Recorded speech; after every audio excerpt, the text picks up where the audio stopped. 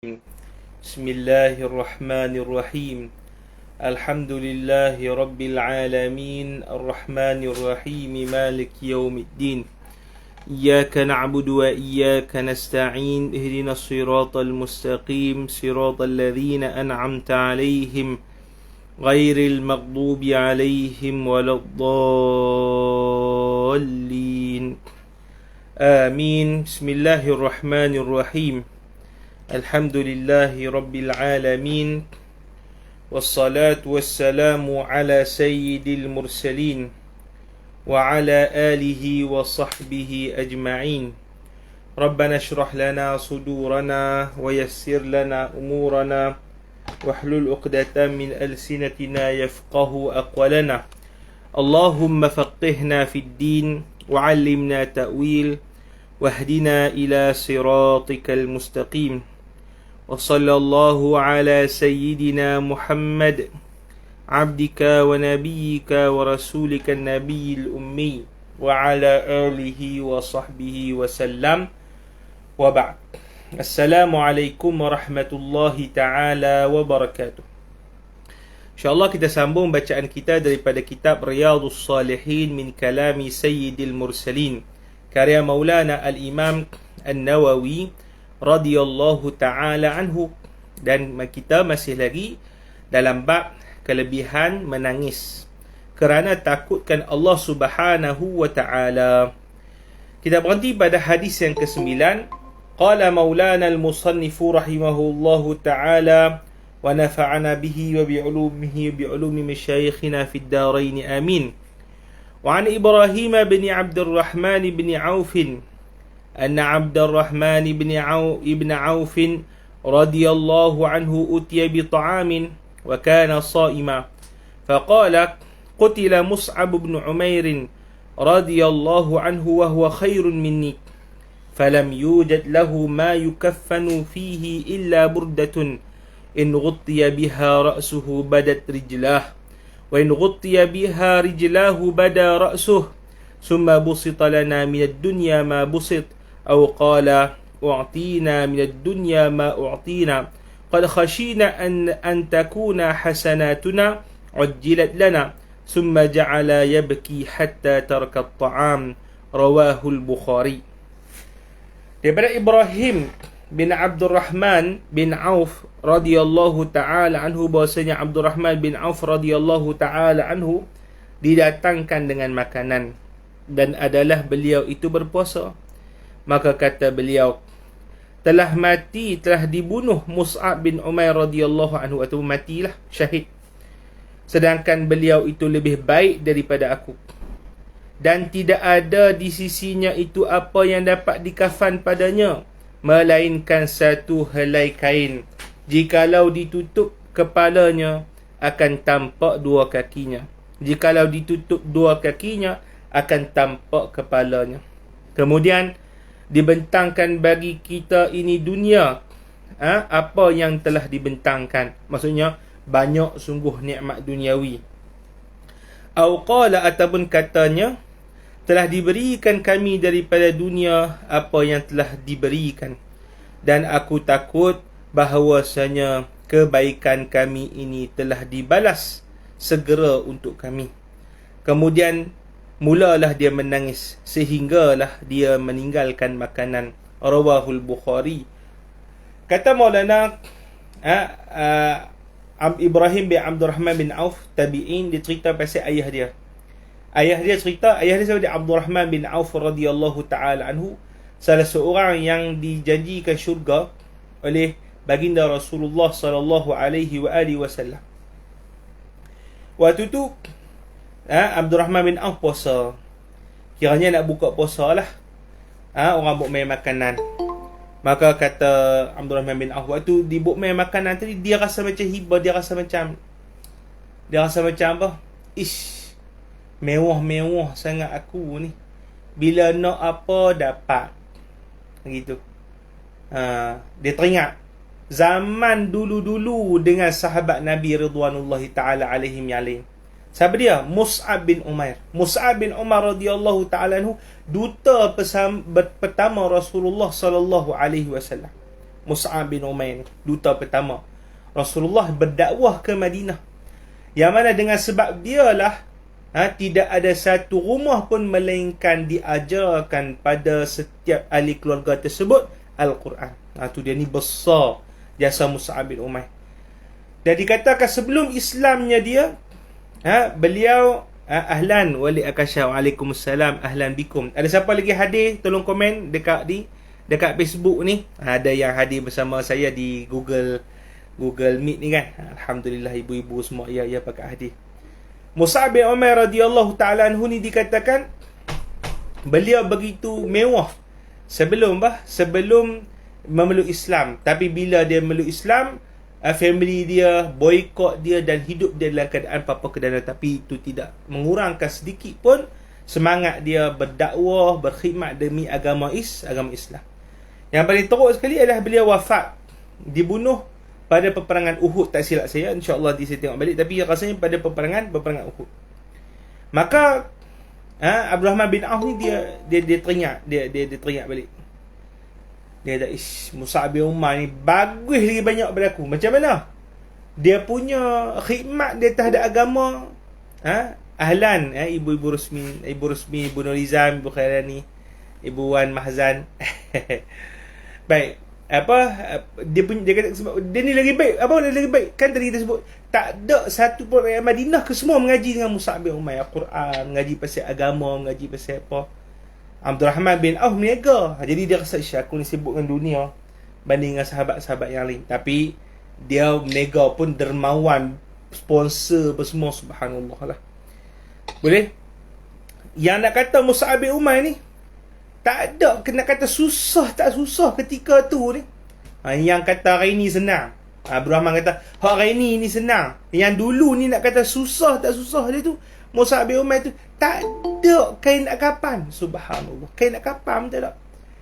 Yang ada kain dia yang dia pakai tu, yang mana kalau tutup kepala nampak kaki, kalau tutup bahagian bawah selak kepala pula. Tu dia. Tapi kata Abdul Rahman bin Auf, bila Rasulullah wafat, Allah Ta'ala bagi macam-macam. Pembukaan kota Palestin, kota Mesir, kota Parsi. Waktu tu kekayaan melimpah ruah Allah Ta'ala bagi. Melimpah ruh, banyak sangat. Makan roti sedap-sedap, buah-buah semua manis-manis, sedap-sedap, pakaian lembut-lembut, katil empuk, rumah selesa. Dulu ni tak ada lah, kira tahap tu tak ada apa lah. Boleh. Lepas tu Abdul Rahman ni dia rasa, aku takut lah. Takut apa tu? Dia kata, aku takut hak yang kebaikan hak kita buat dulu ni Allah Ta'ala balas di dunia. Tu dia. Maksudnya apa yang kita dapat ni, keseronokan pada hari ni kiranya Allah Ta'ala balas kat dunia siap-siap. Kat akhirat kita tak ada apa. Wa'ayazubillahi ta'ala. Terus dia menangis, tak makan, tak sentuh makanan tu tadi. Dia kekal dia dalam keadaan berpuasa. Tu dia punya perasaan dia. Perasaan dia bagaimana bagaimana dia, kita kata, menghadirkan nostalgia yang lama. Dan bagaimana para sahabat dahulu dengan penuh pengorbanan, dia macam kiranya kurang lah pengorbanan banding yang lain hari tu. Begitu. Boleh? Jadi kita boleh dapat apa ibu-ibu kat sini ni? Yang pertama, pengorbanan para sahabat ridwanullahi ta'ala alaihim. Ni pengorbanan. Mus'ab bin Umair tu macam mana berdakwah, susah payah, daripada kaya jatuh miskin. Boleh? Pengorbanan para sahabat ridwan. Kalau tak ada mereka, kita pakai cawak lah. Minta maaf sebut, pakai cawak lah kita, hina dina lah kita. Mereka lah yang menukilkan agama Islam kepada generasi ke generasi sampai kepada kita. Jadi kita kena buat tugas yang sama, ibu-ibu. Kita mengaji, kena didik anak-anak kita dengan didikan yang baik, cucu-cucu kita. Gitu. Sambung perjuangan para sahabat ridwanullahi ta'ala alaihim, mendidik, mencerdikkan masyarakat tentang agama Islam, mengenalkan pasal Allah Ta'ala, mengenalkan pasal Rasulullah sallallahu alaihi wasallam. Faham ibu-ibu nak? Poin yang kedua, apa kita boleh dapat daripada hadis? Tawaduk para sahabat ni. Abdul Rahman bin Auf ni bukan lekeh. Dia bukan dia kata apa? Mus'ab bin Umair tu lebih bagus daripada aku, banyak bagus. Zainal Abdul Rahman bin Auf tu dijanjikan syurga oleh Nabi SAW, bukan lekeh. Boleh? Dan dia sponsor, walaupun dia orang kaya, tapi dia tak ikut sponsor tentera Islam, sponsor Rasulullah, sponsor semua benda. Kita kata tak lekeh lah dia. Tapi dia tawaruk lah, aku ni lekeh. Semua sahabat bagus daripada aku. Mus'ab bin Umair bagus daripada aku, tawaruk. Ni kita kena belajar daripada para sahabat ridwanullahi ta'ala alaihim. Kita jangan ada rasa saya lagi bagus lagi daripada mereka sebab saya kuat semayang. Ada. Saya lebih bagus lagi daripada ibu-ibu sebab saya alim. Ada. Tak mesti. Tak mesti. Takkan ilmu tu beri manfaat melainkan ada amalan, melainkan ada rasa rendah diri di hadapan Allah Subhanahu Wa Taala. Tapi kalau ilmu tu makin takabur, makin bawa kepada jauh dari Allah Taala, tak ada beza dengan orang-orang kebanyakan. Boleh faham ibu-ibu? Jadi itu tawaduk para sahabat ridwanullahi ta'ala alaihim. Kemudian yang kedua, ni yang perlu kita hadirkan setiap hari. Kita kena pandang satu nikmat tu, jangan pandang dia, kita panggil nikmat tu semata-mata kebaikan. Boleh jadi nikmat itu adalah keburukan. Faham ibu-ibu? Ujian jangan kita pandang semata-mata kejahatan. Boleh jadi dia adalah kenikmatan. Itu kena ingat ni Sayyidina Abdul Rahman bin Auf ingatkan. Kita ni dapat nikmat, kata Abdul Rahman bin Auf radhiyallahu ta'ala anhu, risau kut-kutlah nikmat ni. Dia panggil apa? Istidraj. Dia panggil apa ibu-ibu? Istidraj. Apa makna istidraj? Istidraj ni maknanya luar biasa Allah Ta'ala bagi kenikmatan, tapi tujuannya untuk apa ibu-ibu? Nak menjauhkan kita daripada Allah Subhanahu, melupakan kita daripada Allah Subhanahu Wa Ta'ala. Wa'iyazbillah ta'ala. Tu yang kita takut tu. Tipu daya Allah, makrullah. Allah Ta'ala ujian, kita tak sedar tu berujian, maka kita tertipu daya dengan nikmat tadi. Sebelum ni kami minta, ya Allah nak kaya. Allah Ta'ala beri kaya, lupa untuk menunaikan hak-hak harta, berzakat dan sebagainya. Boleh? Jadi moga-moga Allah Subhanahu Wa Ta'ala menjadikan kita ni sentiasa mensyukuri nikmat Allah Subhanahu Wa Ta'ala dan sentiasa redha dengan apa segala musibah dan kesusahan yang Allah Ta'ala berikan kepada kita. Dan kita kena faham, tidak ada satu benda pun datang daripada Allah Ta'ala melainkan insya-Allah semua baik-baik. Cuma kita je kena buat laksana tugas dia. Nikmat ada, kena bersyukur. Kalau ujian ada, kena bersabar dan redha, insya-Allah Ta'ala. Jadi kita hamba yang sempurna, yang dekat dengan petunjuk Rasulullah sallallahu alaihi wasallam. Tu dia. Disebut tu takut juga kita tu kan. Saya ke contoh kan, risau juga. Kadang-kadang buat kelas, ambil duit kan, maksudnya buat yuran. Kita risau juga, mana pahala tu tak ada dah, memang diganti dengan duit tadi tu. Mampus. Kita risau juga benda tu. Jadi kena apa? Kena hadirkan keikhlasan hati kita pada Allah Subhanahu Wa Ta'ala.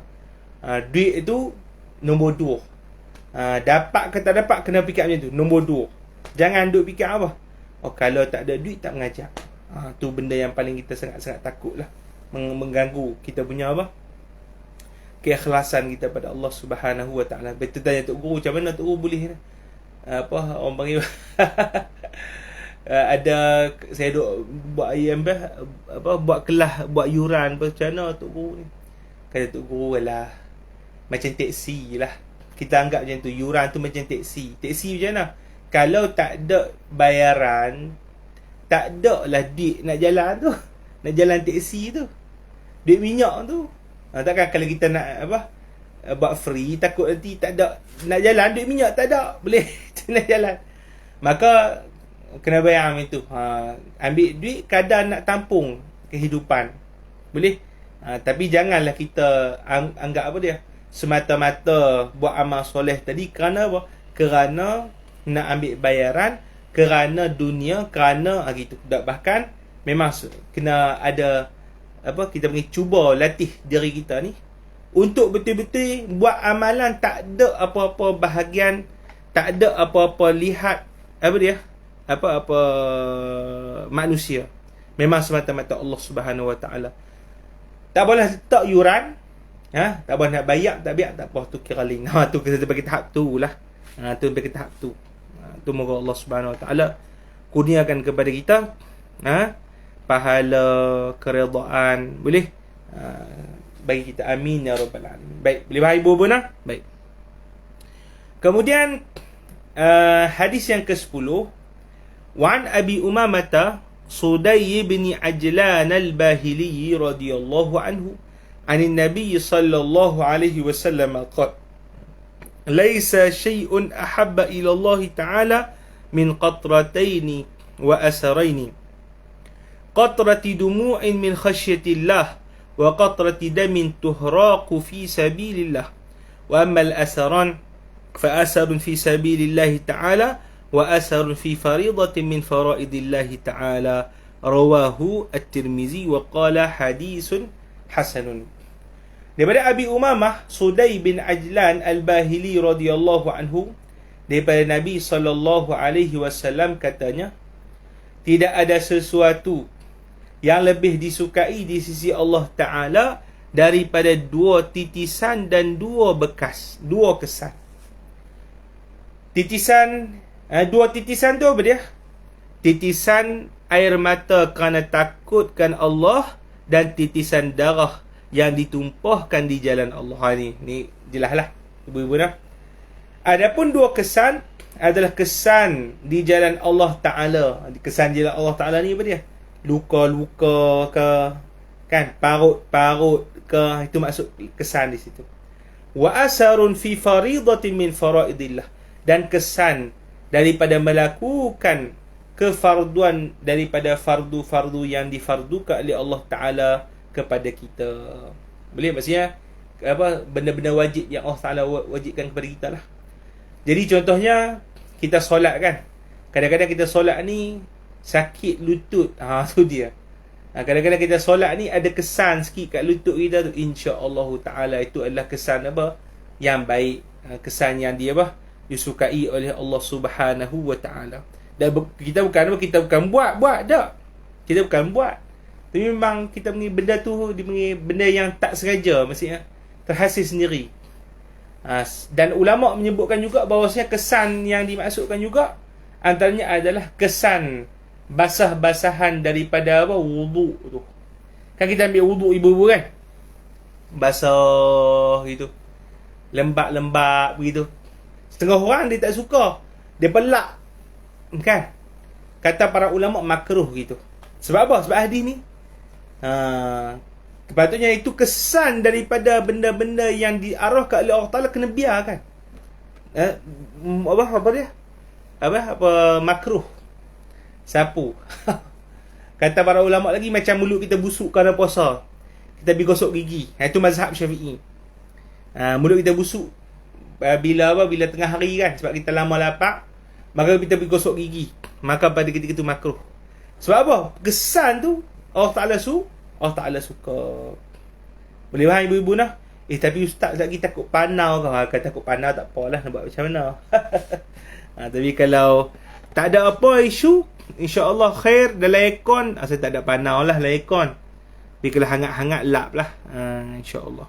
Betul tak ibu-ibu? Panau sebab apa? Panau sebab lembab kah? Kan? Baik. Habis di situ. Kemudian kata Maulana Syekh radhiyallahu anhu, fil babi ahaditsu katsiratun minha haditsul Irbad bin Sariyah radhiyallahu anhu qala wa'azana Rasulullah sallallahu alaihi wasallam mau'izatan wajilat minha alqulub wa zarifat minha aluyun wa qad sabaqa fi babin nahyi 'anil bid'ah. Dan pada bab ini hadis-hadis yang banyak, antaranya hadis Irbad bin Sariyah radhiyallahu anhu katanya, telah menasihati kami Rasulullah sallallahu alaihi wasallam akan satu nasihat yang gerun padanya hati dan mengalirkan padanya itu air mata, dan telah terdahulu pada bab larangan daripada melakukan perkara bid'ah. Itu kita dah masuk sebelum ni. Babu fadli zuhdi fid dunya والحث على تقلل منها وفضل الفقر. Bab yang seterusnya adalah kelebihan zuhud di dunia dan galakkan untuk bersedikit-sedikit daripadanya, dan kelebihan fakir. Fakir maknanya berhajat dia kepada sebab kepada Allah Subhanahu wa taala. Itu makna fakir. Bukan fakir miskin berhajat pada manusia, tak. Itu berhajat pada siapa? Allah Subhanahu wa taala. Boleh? Yang ni saya rasa kecana Ustaz. Kita ambillah sikit, ambil satu hadis insya-Allah. Firman Allah Subhanahu wa taala, innama masalul hayatid dunya kama in anzalnahu minas samaa'i fakhtalata bihi nabatul ard mimma ya'kulun nas wal an'am حتى إذا أخذت الأرض زخرفها وزينت وظن أهلها أنهم قادرون عليها أتاها أمرنا ليلا أو نهارا فجعلناها حصيدا كأن لم تغن بالأمس كذلك نفصل الآيات لقوم يتفكرون. Ini Allah Subhanahu wa taala nak cerita tentang hakikat dunia. Bila hakikat dunia seperti ini, maka sepatutnya lah kita zuhud. Zuhud ni maknanya hati tidak bergantungan dengan dunia. Hanya saja perumpamaan kehidupan di dunia ini seperti air yang kami turunkannya dari langit. Maka bercampur baurlah ia dengan tumbuh-tumbuhan di bumi daripada apa yang dimakan manusia dan haiwan-haiwan. Sehinggalah apabila bumi ini mula menunjukkan perhiasannya dan keindahannya, dan menyangka pemiliknya itu bahawa mereka mampu ke atasnya, maka datanglah urusan Allah Subhanahu wa taala. Urusan tu maknanya datanglah bala Allah Subhanahu wa taala pada waktu malam ataupun siang, maka kami jadikannya seperti hasida. Hasida maknanya seperti yang telah dituai. Ka'allam taghna bil ams, seperti mana dia itu tidak ada, kita kata apa, tidak apa, ka'allam taghna bil ams, macam tak ada tumbuhan sebelum ni. Macam tak ada tumbuhan sebelum ni. Allahu akbar. Kazalika nufassilul ayati liqaumin yatafakkarun. Begitulah kami perincikan bukti-bukti bagi kaum yang memikirkan. Ni kita bagi keadaan di dunia. Di dunia ni apa ibu-ibu? Allah Ta'ala kata, apa kita dapat umpamakan seperti apa? Dunia ni dari segi cepatnya berubah, cepatnya hilang, cepatnya defana, adalah apa? Seperti air yang turun daripada langit. Maka apabila dia berimpun dengan apa? Pokok tu nampak segar bugar, nampak bunga-bunga apa semua elok dah. Dah keluar putik-putik buah. Bila kita sangka kita dah boleh dapatkan buah tadi nak petik, maka Allah Ta'ala datangkan musibah, bokmeh banjir, bokmeh taufan, bokmeh hancur. Macam apa? Macam tak ada apa dia? Apa-apa yang ditanam sebelum ni. Maksud dia apa? Dunia ni umpama fata morgana, ibu-ibu. Kita mengharapkan kepada apa daripada urusan dunia, sebenarnya kita mengharapkan kepada sesuatu yang tiada. Boleh faham ibu-ibu? Macam kita duk ligan, ayat ada kot kat ujung tu, duk PMA, dia tak ada. Gitu. Maka apa dia? Bila kita nak ambil kita dah anggap macam harta kita ada banyak, kita boleh buat apa-apa saja, tapi boleh tak berlaku Allah Ta'ala tarik dan serta-merta boleh. Kadang-kadang bukan harta tu hilang, kita yang hilang. Kan? Ada orang ibu-ibu bergaduh dengan adik-beradik. Umur tua dah ibu-ibu, gaduh dengan adik-adik walaupun pusaka umur 65 dah masing-masing. Boleh? Gini nak harta, gini nak banyak ni. Aku dah jaga ayah, biarlah aku rasa harta ni sikit. Aku dah jaga gitu gini-gini. Pakak mati habis. Tahun depan, tahun satu nu lagi, Seorang matilah kali. Tak ada siapa pun rasa harta pusaka tu tadi. Gitu, ibu-ibu ayah. Dunia gitulah. Siapa yang harap pada dia mesti akan kecewa. Siapa yang bergantung padanya pasti akan apa? Akan kecewa. Dia takkan dapat apa yang apa ada di dunia ni. Jadi dunia ni fana rugi. Maka kita kena apa? Bergantungan kepada yang kekal abadi. Siapa dia? Allah Subhanahu wa taala. Dan mempersiapkan bagi rumah kita di sana, rumah yang kekal abadi, itulah syurga insya-Allah taala. Itu sepatutnya kita fikir. Qala ta'ala, firman Allah Ta'ala, wadlib lahum masal hayatid dunya kama'in anzalnahu minas sama' fakhtalata bihi nabatul ardi fa asbaha hashiman tadhruhu ar-riyah wa kana Allahu ala kulli shay'in muqtadira. المال والبنون زينة الحياة الدنيا والباقيات الصالحات خير عند ربك ثوابا وخير أملا. Ini hadis apa? Lebih kurang sama macam tadi. Kata Allah Ta'ala, berikanlah perumpamaan kehidupan di dunia ini buat mereka. Iaitulah seperti air yang diturunkan kami daripada langit, maka bercampur baulah ia dengan tumbuh-tumbuhan di bumi. Maka jadilah tumbuh-tumbuhan itu kering dan hancur dikarenakan tiupan angin. Maka Allah Ta'ala itu atas segala sesuatu adalah amat berkuasa. Harta, anak pinak adalah perhiasan kehidupan di dunia, sedangkan yang terbaki daripada amal soleh itu lebih baik di sisi Tuhan engkau dari segi pahala dan dari segi amalah harapan.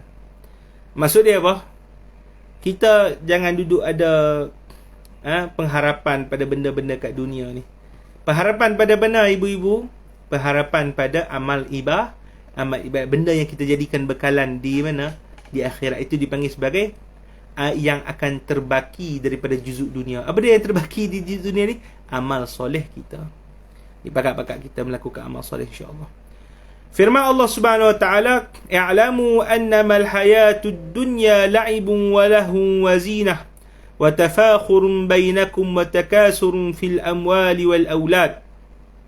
Kamathali ghaysin a'jaba al-kuffara nabatuhu, thumma yahiju fatarahu musfarra, thumma yakunu hutama, wa fil akhirati 'azabun shadid wa maghfiratun minallahi wa ridwan wa mal hayatud dunya illa mata'ul ghurur." Firman Allah Ta'ala, ketahuilah bahasanya kehidupan dunia ini adalah main-mainan dan berseronok-seronok, perhiasan dan berbangga di antara kalian, dan saling banyak membanyak daripada harta-harta dan juga anak-anak. Ini dipanggil apa? Ni semua benda duniawi. Kata Allah, ini semua benda duniawi. Anak pinak, keseronokan, sebagainya. Benda di dunia ni seperti apa? Kamathali ghaysin. Kamathali ghaysin, seperti apa dia panggil apa seperti mana ghais air hujan, yang mana tumbuhan yang datang daripada hujan tadi itu menyebabkan orang kafir ni rasa gembira. Rasa gembira. Summa yahiju, kemudian dia mula menjadi kering, maka menjadi kuning, kemudian menjadi hutam. Hutam maknanya hancur lebur, hancur, pecah berderai. Dan di akhirat nanti dia akan mendapat azab yang besar, sedangkan keampunan daripada Allah Ta'ala, dan di akhirat dia akan mendapat azab, dan azab yang teruk, dan juga keampunan daripada Allah Ta'ala, dan juga keridhaannya. Maksudnya kita pilih di akhirat sama ada dua, nak mendapat keampunan ke ataupun nak mendapat azab daripada Allah Subhanahu Wa Ta'ala. Jadi kalau kita hanya berhubungan dengan benda duniawi ni saja, lupakan tanggungjawab kita yang sebenar, maka kita telah membentangkan diri kita mendapat azab api neraka, wa'azubillah. Kata Allah Ta'ala, wa mal hayatud dunya illa mata'ul ghurur. Tidaklah dunia ini melainkan mata'ul ghurur, mata benda, barangan yang menipu daya. Itu kehidupan di dunia. Qala ta'ala zuyyina lin-nasi hubbus syahawati minan nisa'i wal banina wal qanatiril muqantarati minadh dhahabi wal fiddah wal khaylil musawwamati wal an'ami wal harth dhalika mata'ul hayatid dunya wallahu 'indahu husnul ma'ab. Dihiaskan bagi manusia ini suka kepada syahwat. Syahwat ni maknanya suka kepada keinginan hawa nafsu. Daripada suka pada orang perempuan, anak-anak, qanatir sejumlah besar daripada emas dan perak, kuda-kuda yang bertanding laju, dan binatang ternakan, tanam-tanaman. Kata Allah Ta'ala, semua tu adalah mata'ud hayatid dunia. Barang-barang duniawi. Maksudnya apa? Takat dunia lah, habis kat situ. Sedangkan di sisi Allah Ta'ala itu sebaik-baik tempat kembali kata Allah. Qala ta'ala ya ayyuhan nas inna wa'dallahi haqq fala taghurrannakumul hayatud dunya wala yaghurrannakum billahil ghurur. Wahai sekalian manusia, sungguhnya janji Allah Ta'ala benar, maka janganlah menipu kalian ini oleh kehidupan dunia, dan janganlah menipu kalian ini dengan tipu daya daripada Allah Subhanahu wa Ta'ala. Janganlah menipu daya akan kalian ini, janganlah menyimpangkan, menyesatkan kalian daripada Allah oleh apa-apa yang menipu daya. Maksudnya syaitan lah. Kata para ulama, yang menipu daya kita, menjauhkan kita daripada Allah Ta'ala selain daripada hawa nafsu adalah syaitan. Itu dan selainnya lah. Wa'azubillahi ta'ala. Wa qala ta'ala alhaakumut takasur hatta zurtumul maqabir kalla sawfa ta'lamun summa kalla sawfa ta'lamun kalla law ta'lamuna ilmal yaqin. Firman Allah Ta'ala telah alhaakum, telah melalaikan kalian, memperbanyak-banyakkan, itu memperbanyak-banyakkan harta, banyakkan anak-anak, boleh. Hatta zurtumul maqabir, sehingga kalian menziarahi kubur-kubur. Tu dia. Kalla sawfa ta'lamun, ketahuilah. Kalian akan, kata Allah Ta'ala, kalla, ingatlah, kalian akan tahu. Ingatlah, kalian akan tahu, kata Allah Ta'ala. Ingatlah,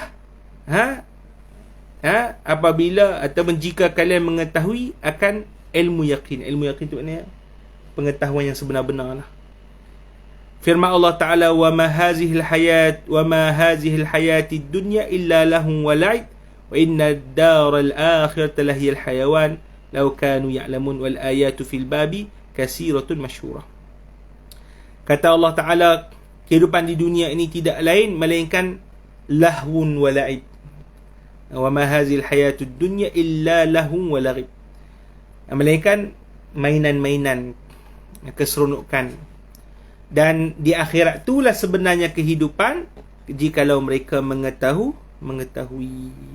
Adapun hadis-hadis, kata Maulana Syekh, ada dalam dia kata wal ayatu fil babi kasiratu masyhurah. Ayat-ayat Quran dalam bab ini begitu banyak, itu sedang menceritakan hakikat dunia. Wa ammal ahadis, adapun hadis-hadis fa aksar min an tuhsar, lebih banyak daripada untuk dihadkan. Fa nunabbihu bi tarafin minha ala ma siwah, kami akan sebutkan sedikit saja daripada hadis-hadis begini. Wallahu subhanahu wa ta'ala alam. Kita berhenti pada hadis yang pertama ini, insya-Allah ta'ala. Boleh ibu dah? Subhanakallahumma bihamdi asyhadu an la ilaha illa anta astaghfiruka wa atubu ilaik. Bismillahirrahmanirrahim. Al-'asr. Innal insana lafi khusr illa alladhina amanu wa 'amilus salihati wa tawassaw bil haqq wa tawassaw bis sabr. Walhamdulillahi rabbil alamin.